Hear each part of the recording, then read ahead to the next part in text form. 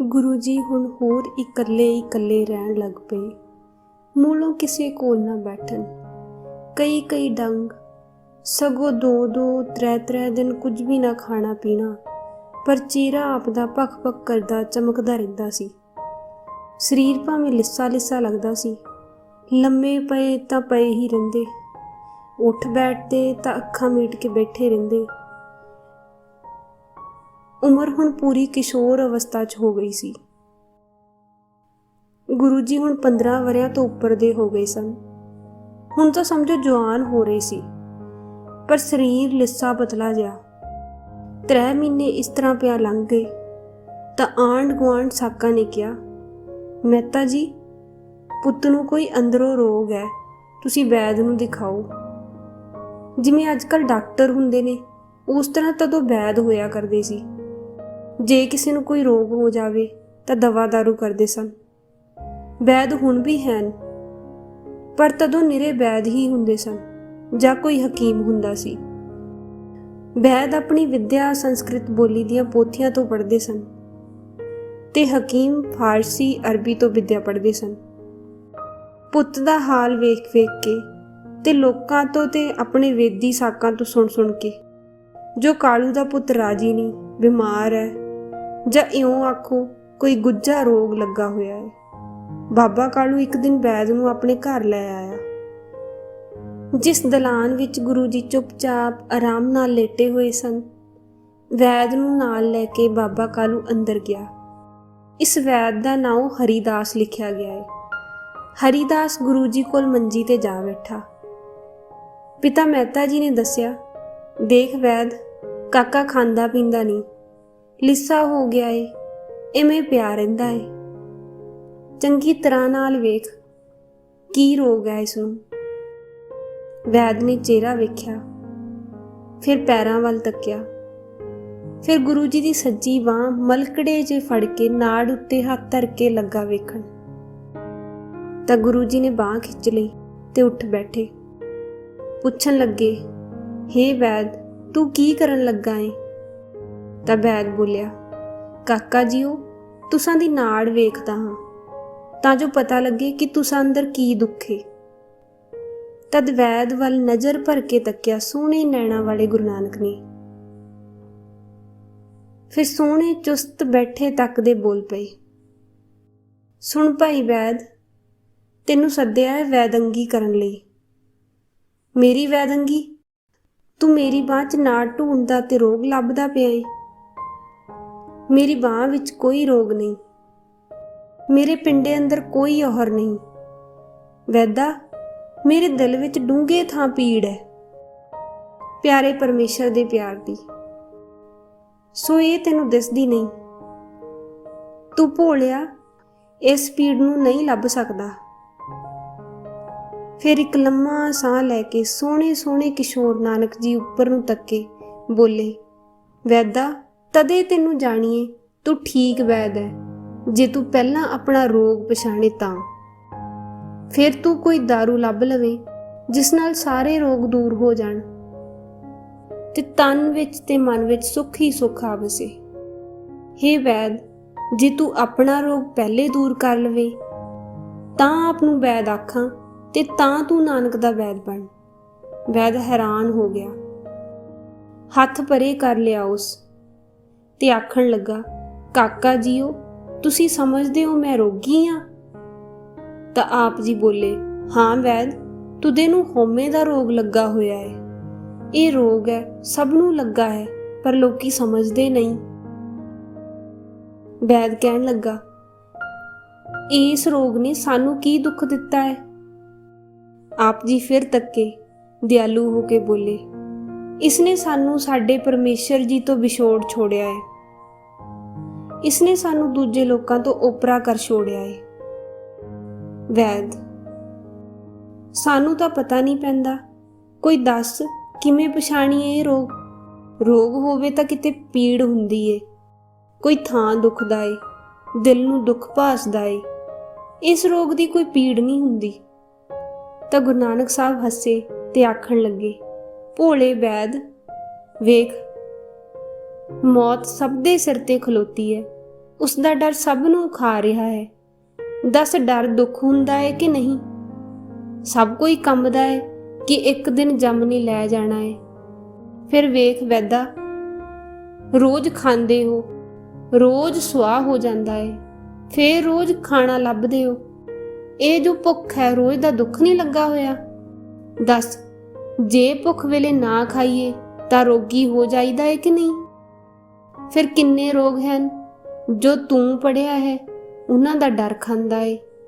ਉਹ ਰੋਗ ਬਿਨਾਂ ਪੁੱਛੇ ਆ ਲੱਗਦੇ ਹਨ। ਇਹ ਤਨ, ਇਹ ਸਾਡਾ ਸਰੀਰ ਜਾਂ ਪਿੰਡਾ ਕਿੰਨੇ ਰੋਗਾਂ ਨਾਲ ਅਚਾਨਕ ਰੋਗੀ ਹੋ ਜਾਂਦਾ ਏ। ਇਸ ਨੂੰ ਨਰੋਆ ਜਾਣ ਕੇ ਆਕੜ ਵਹੀਦਾ ਏ। ਮਾੜੇ ਕੰਮ ਵੀ ਕਰ ਲਈਦੇ ਨੇ, ਪਰ ਸਰੀਰ ਰੋਗਾਂ ਦਾ ਸ਼ਿਕਾਰ ਹੈ, ਜਦੋਂ ਚਾਹੇ ਫੜ ਲੈਣ। ਫੇਰ ਵੈਦਾ, ਇੱਕ ਹੋਰ ਰੋਗ ਹੈ, ਉਹ ਹੈ ਵਿਛੋੜਾ। ਜਦੋਂ ਆਪਣੇ ਸਾਕ ਮਿੱਤਰ ਵਿਛੜਦੇ ਨੇ, ਦੋਏ ਦੁਖੀ ਹੋ ਰੋਂਦੇ ਨੇ। ਜਦੋਂ ਵਹੁਟੀ ਗੱਭਰੂ ਵਿਛੜਦੇ ਹਨ, ਰੋਗੀ ਵਾਂਗੂ ਦੁਖਦੇ ਹਨ। ਮਿੱਤਰ ਵਿਛੜਦੇ ਹਨ ਤਾਂ ਉਹ ਰੋਂਦੇ ਹਨ। ਭੋਲੇ ਵੈਦ, ਤੂੰ ਕਿਸ ਕਿਸ ਦਾ ਦਾਰੂ ਬਣਾ ਸਕਦਾ ਹੈ? ਵੇਖ, ਇੱਕ ਹੋਰ ਵਿਛੋੜਾ ਹੈ, ਸਾਡੇ ਸਾਰਿਆਂ ਦਾ ਆਪਣੇ ਬਾਬਲ ਰੱਬ ਜੀ ਤੋਂ ਵਿਛੋੜਾ। ਇਹ ਰੋਗ ਐਸਾ ਹੈ ਜਿਸ ਨੂੰ ਲੋਕੀ ਰੋਗ ਪਛਾਣਦੇ ਹੀ ਨਹੀਂ। ਤੂੰ ਵੈਦ ਹੈ, ਪਰ ਤੂੰ ਵੀ ਇਸ ਰੋਗ ਨੂੰ ਨਹੀਂ ਸਿਆਣਦਾ। ਤੂੰ ਦੱਸ, ਇਹਦੀ ਦਾਰੂ ਕੀ ਬਣਾਏਗਾ ਜਦ ਤੱਕ ਤੂੰ ਇਸ ਰੋਗ ਨੂੰ ਰੋਗ ਕਰਕੇ ਪਛਾਣਦਾ ਹੀ ਨਹੀਂ। ਮੈਂ ਇਸ ਰੋਗ ਨੂੰ ਪਛਾਣਿਆ ਹੈ, ਮੈਂ ਇਸ ਪੀੜ ਨੂੰ ਜਾਣਦਾ ਹਾਂ, ਮੈਂ ਇਸ ਦਾ ਦਾਰੂ ਪਿਆ ਕਰਦਾ ਹਾਂ। ਤੂੰ ਮੈਨੂੰ ਦਾਰੂ ਕਰਦੇ ਤੇ ਨਰੋਏ ਹੋਏ ਨੂੰ ਕੀ ਦਾਰੂ ਲਾਏਂਗਾ? ਭੋਲੇ ਵੈਦ, ਮੈਨੂੰ ਨਾ ਕੋਈ ਦਵਾਈ ਦੇ, ਆਪਣਾ ਕੋਈ ਦਾਰੂ ਕਰ। ਵੈਦ ਪਹਿਲੋਂ ਹੈਰਾਨ ਹੋਇਆ ਸੀ, ਹੁਣ ਉਸਨੂੰ ਕੁਝ ਸੁੱਖ ਲੱਗਦਾ ਸੀ ਕਿ ਬਾਲਕ ਵੱਲੋਂ ਆ ਰਿਹਾ ਹੈ। ਉਸ ਦੀ ਤੱਕਣੀ ਨਾਲ ਠੰਡ ਪੈਂਦੀ ਹੈ। ਆਖਣ ਲੱਗਾ, ਕਾਕਾ ਜੀ, ਤੁਸੀਂ ਗੱਲਾਂ ਕਰਦੇ ਹੋ ਅੰਦਰ ਦੀਆਂ, ਆਤਮਾ ਦੀਆਂ। ਤੁਹਾਡੀਆਂ ਗੱਲਾਂ ਡੂੰਘੀਆਂ ਹਨ, ਔਖੀਆਂ ਨੇ। ਅਸੀਂ ਕੀ ਜਾਣੀਏ? ਮੈਂ ਤਾਂ ਜੀ ਉਹ ਬਰਖੁਰਦਾਰ ਜੀ ਸਰੀਰ ਦਾ ਵੈਦ ਆ, ਅੰਦਰਲੇ ਦੀ ਗੱਲ ਮੈਂ ਕੀ ਜਾਣਾ। ਗੁਰੂ ਜੀ ਬੋਲੇ, ਵੈਦ ਭਾਈ, ਅੰਦਰਲੇ ਤੇ ਰੋਗ ਹਟਾਏ ਬਿਨਾ ਸਰੀਰ ਦਾ ਕੀ ਮੁੱਲ? ਦੇਖ, ਹਰ ਸ਼ੈ ਦਾ ਇੱਕ ਬੁੱਤ ਹੁੰਦਾ ਏ। ਜਿਵੇਂ ਸਾਡਾ ਪਿੰਡਾ ਹੈ, ਜਿਸ ਨੂੰ ਤੂੰ ਸਰੀਰ ਆਖੇਂਗਾ, ਤੇ ਇਸ ਵਿੱਚ ਹੁੰਦੀ ਹੈ ਜਿੰਦ ਅੰਦਰ ਹੁੰਦੀ ਹੈ। ਜਦੋਂ ਤਦੋਂ ਸਾਹ ਆਉਂਦੇ ਜਾਂਦੇ ਹਨ। ਜਿੰਦ ਨਾ ਹੋਵੇ ਤਾਂ ਅੰਦਰ ਸਾਹ ਨਾ ਆਉਣ ਤਾਂ ਸਰੀਰ ਕਿਸ ਕੰਮ ਹੁੰਦਾ ਏ। ਜਿਵੇਂ ਚੰਨਣ ਦੀ ਹੁੰਦੀ ਹੈ ਚਰਨਾਠੀ, ਛੋਟੀ ਜਿਹੀ ਲੱਕੜ ਦੀ ਗੁੱਲੀ ਜਿਹੀ, ਜੇ ਵਿੱਚੋਂ ਮੁਸ਼ਕ ਆਵੇ ਚੰਨਣ ਦੀ ਤਾਂ ਹੋਇਆ ਚੰਨਣ। ਜੇ ਮੁਸ਼ਕ ਨਿਕਲ ਵੰਝੇ ਤਾਂ ਕਾਠ ਗੁੱਲੀ ਕੌਡੀ ਦੀ ਵੀ ਨਹੀਂ। ਤਿਵੇਂ ਜੇ ਸਾਹ ਨਿਕਲ ਜਾਵੇ ਤਾਂ ਸਰੀਰ ਢਹਿ ਪੈਂਦਾ ਹੈ। ਫਿਰ ਤੇਰੀ ਦਵਾਈ ਕੋਈ ਖਾਧੀ ਹੀ ਨਹੀਂ ਜਾਂਦੀ। ਵੇਖ, ਜਦ ਤਾਈਂ ਸਰੀਰ ਜਿਉਂਦਾ ਹੈ, ਪੀੜ ਵੀ ਹੁੰਦੀ ਹੈ। ਪੀੜ ਹੁੰਦੀ ਹੈ ਤਾਂ ਪਤਾ ਲੱਗਦਾ ਹੈ ਕਿ ਕੋਈ ਦੁੱਖ ਹੈ ਸਰੀਰ ਨੂੰ। ਜੇ ਪੀੜ ਨਾ ਹੋਵੇ ਤਾਂ ਦੁੱਖ ਦਾ ਪਤਾ ਹੀ ਨਾ ਲੱਗੇ। ਸੋ ਪੀੜ ਵੀ ਇੱਕ ਤਰ੍ਹਾਂ ਦਾ ਵੈਦ ਹੋਇਆ ਤੇਰੇ ਵਰਗਾ। ਕਿਉਂ ਵੀਰ ਵੈਦ? ਸੋਚ, ਜੇ ਪੀੜ ਹੈ ਤਾਂ ਪਤਾ ਦਿੰਦੀ ਹੈ, ਤੈਨੂੰ ਵੀ ਪਛਾਣ ਦੱਸਦੀ ਹੈ ਦੁੱਖ ਦਾ, ਨਹੀਂ ਤਾਂ ਤੈਨੂੰ ਕੀ ਪਤਾ।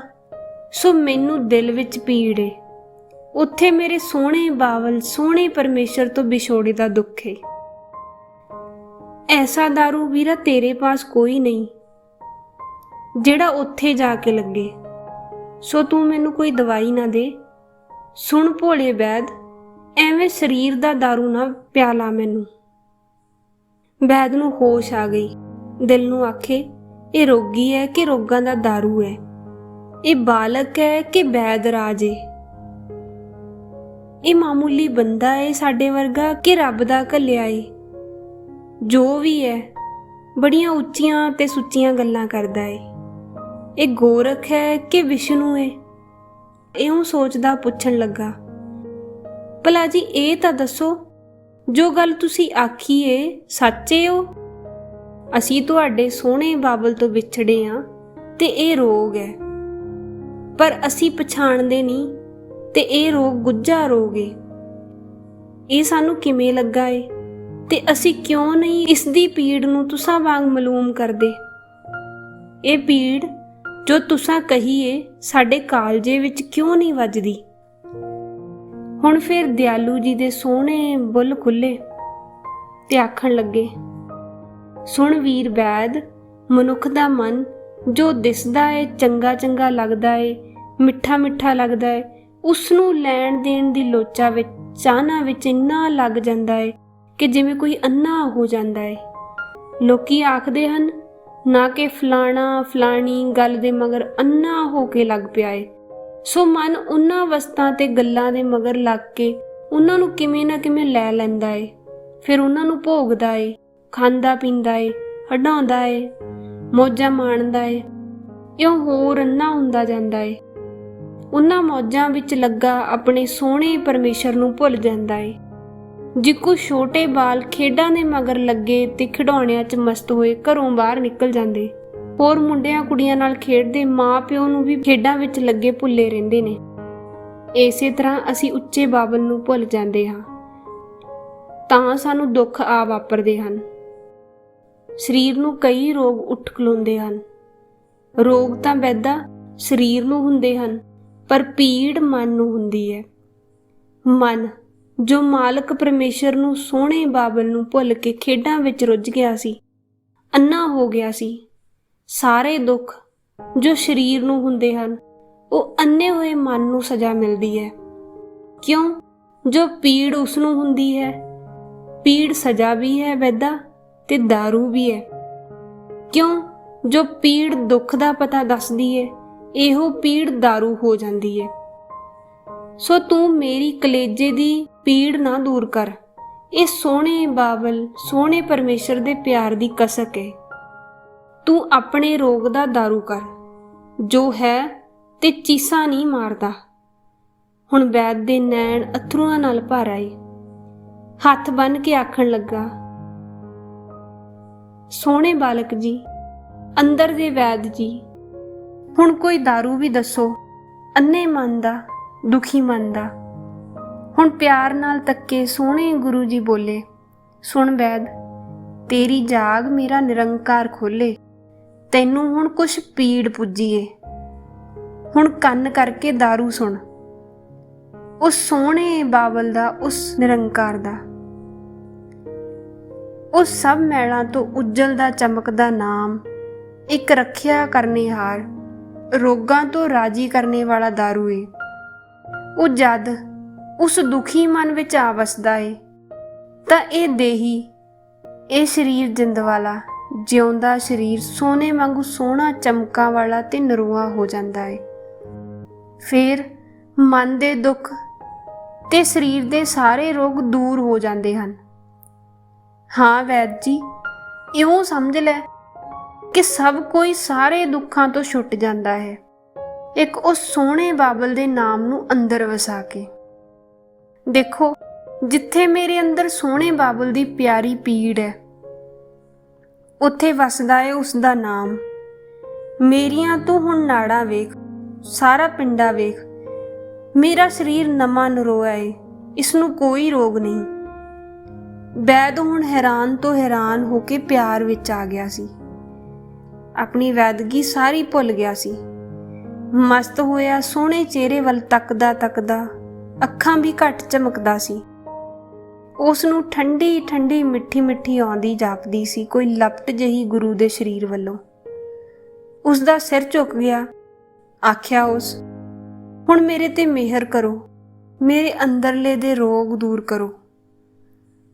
ਤਾਂ ਗੁਰੂ ਸਾਹਿਬ ਨੇ ਵਰ ਦਿੱਤਾ, ਸਤਸੰਗ ਕਰਿਆ ਕਰ, ਰੋਗ ਦੂਰ ਹੋ ਜਾਣਗੇ।